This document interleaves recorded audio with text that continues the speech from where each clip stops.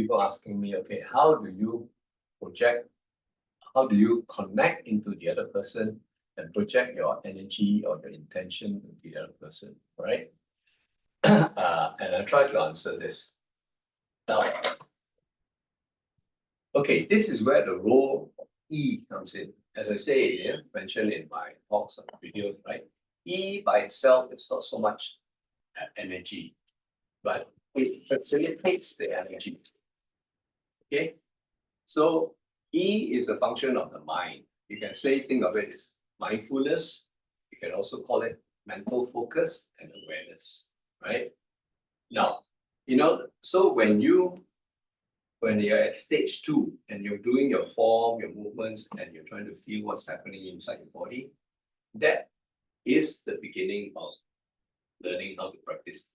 Because the first stage of practicing E is to try to feel what is happening inside the body. Okay, what is moving, what is connecting, right? And so on, right? So that is the beginning of the training for you.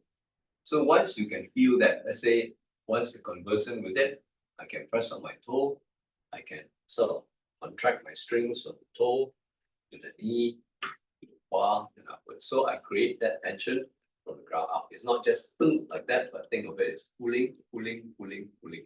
So, okay.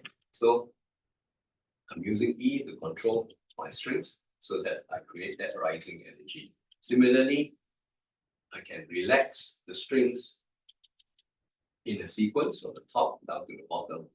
Then I create the song and the sinking. For example, if again, Brandon, I show in the 45-degree angle. Yeah, he pushes onto me. See, you stand on the stance. Yeah, you put the palm. Yeah. See, so I need to hold in first. You give me pressure, I need to hold in. So as I bring so like I mentioned before, back string is to hold. So you push. See, I'm sitting on my back string, my knee is slightly bent. Now, as I press on my front string, see, bring the thing up, right?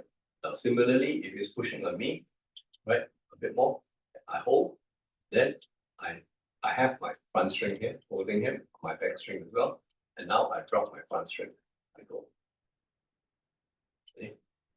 I'm letting his energy sink into me, and then I can push it up, right? So E allows me to do that, okay?